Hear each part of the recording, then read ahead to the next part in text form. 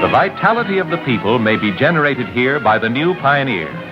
Men and women starting afresh in a new land. In a decade of explosive growth, the valley was transformed by young veterans, entrepreneurs, and families on the move who took a chance on a new desert lifestyle.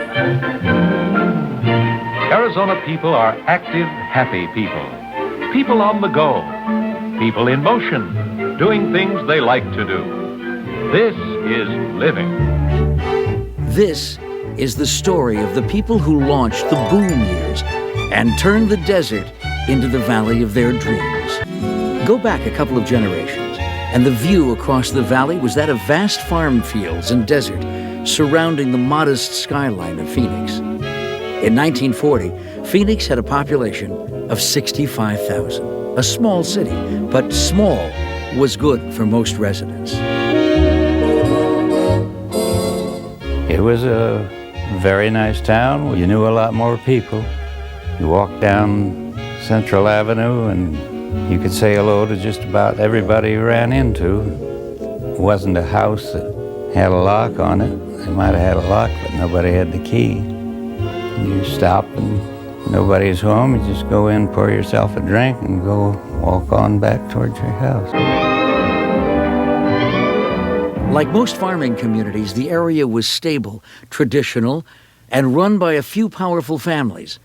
But things began to change when a world war intervened.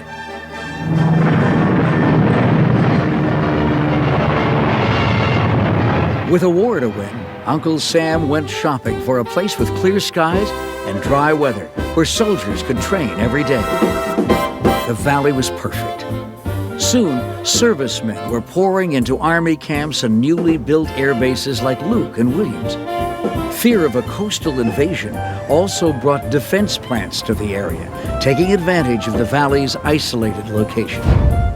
I got a job working on the Del Webb construction gang at the Luke Air Force Base, Luke Army Air Force Field, and that was a good job, 80 cents an hour. It was the war that brought the first economic boom to the valley. It really was the start of the boom in many ways that turned Phoenix into what it is today. When the war was over, some thought Phoenix would go back to what it was before the war, a quiet little city living off tourists and grapefruit. But local boosters weren't about to let the boom end, and they didn't have to look far for signs of opportunity. The abundant water behind Roosevelt Dam had made farming the principal industry of the valley. But people saw richer opportunities here, for this farming community possessed most of the elements needed for housing and manufacturing: land, a good climate, and plenty of water. In promoting economic growth, boosters portrayed their community as the shining city of the West. It seemed a natural progression for Phoenix to attract the kind of high-tech manufacturers that had been so successful here during World War II. And so Phoenix pursued the so-called clean industries rather than the old smokestack variety. By the mid-50s, boosters succeeded in luring Sperry to the valley, joining companies like General Electric, Air Research, and Motorola. You have the land, the water, the capital, and the human skills that were needed. And that's the main reason that we had a boom.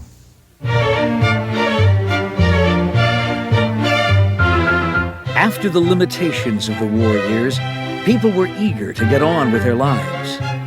All the military men that were stationed in Arizona during the war, a good deal of them fell in love with it while they were here. And they were the first ones to migrate back to Arizona. They loved it. People began moving to Arizona in force. They came not just for the healthful climate, but for jobs and a better place to raise a family. In 1947, a newly married vet named John F. Long returned to Phoenix to find his own piece of heaven. The future developer began with a single house. This first home was to be our own, and I really hadn't decided what I wanted to do. But anyway, we built the home, practically all the work ourselves. Took us 6 months. We sold the home, and then built the next one. That was to be our home, and I think we built 12, 13 homes individually like that until 1949 is when I started the first subdivision. Now that the automobile allowed homeowners to live farther from downtown, Phoenix didn't just spread outward. It took a giant leap. We started Maryville 1954, and the overall plan was to develop a community that would provide homes for young families and a place for their recreation and employment and so forth, and their shopping, all in one given area. In building an entire community from the ground up, Long pioneered the idea of a master-planned community. Building on a mass scale allowed Long and other developers to experiment with ways to lower construction costs. That resulted in the ranch house being sort of hit on as the prototype for how to do this. Simple construction, relatively plain house, typically one story, built on a slab on grade construction.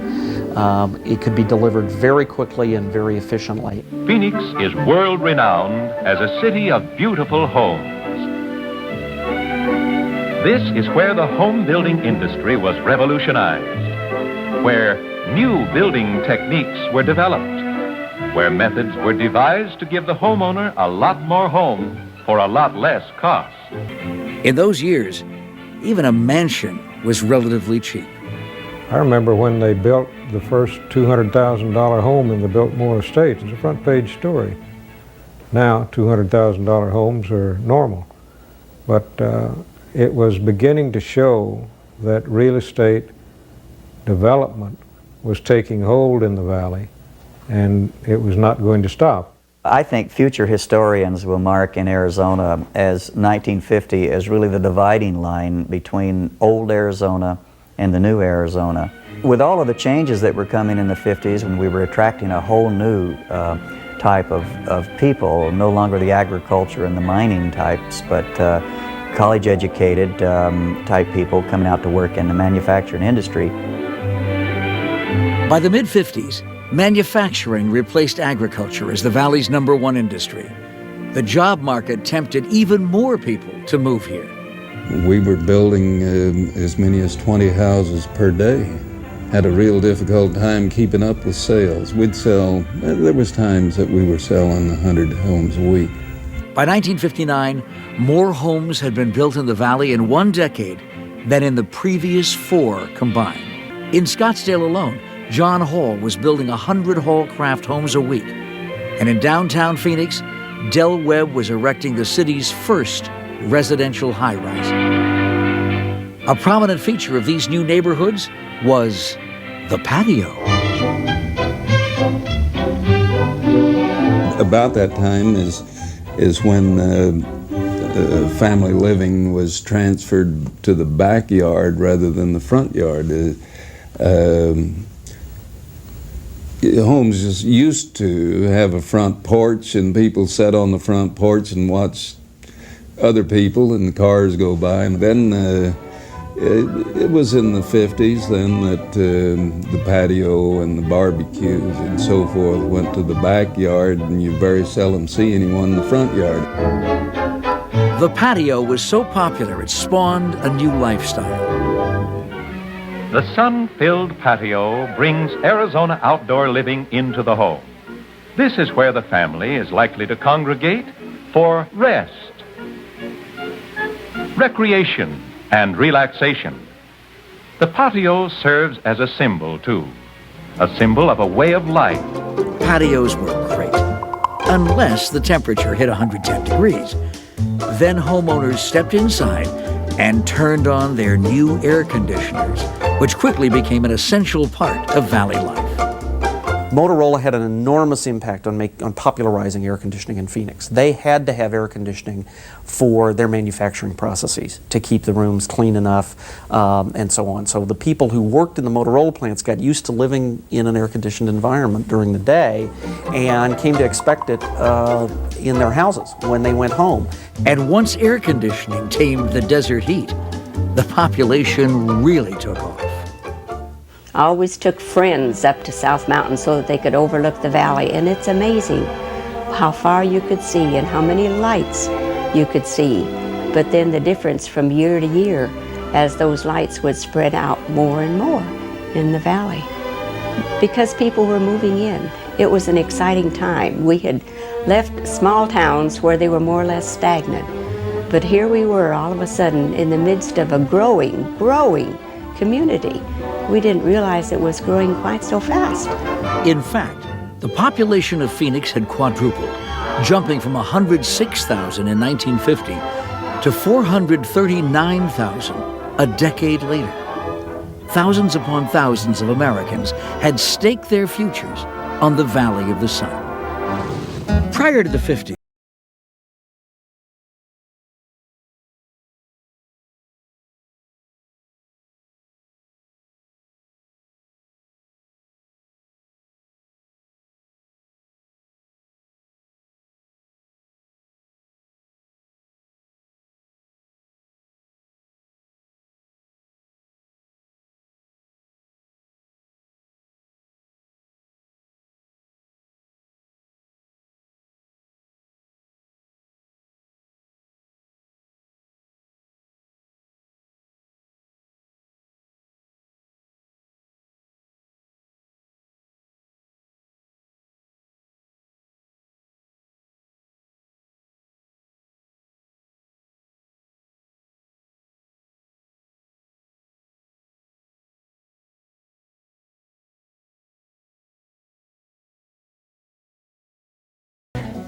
they named Scottsdale the West's most western town.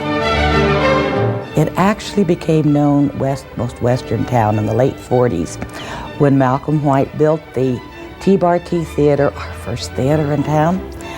He put a false front on it, a boardwalk, and put up a hitching rail for the horses, and convinced the other townspeople to do the same. He realized the potential, the tourist potential. A modest celebration called the Sunshine Festival grew into the Parada del Sol. The annual event was kicked off by Western Week and a rodeo. Well, it was Western because we did dress Western. And of course they would have Western Week in the spring. A lot of the women made what we call them squaw dresses, and they were brightly decorated. And that was the West, because it had the Indian motif to it, and the outdoor cookouts, the barbecues, things like that were part of the West.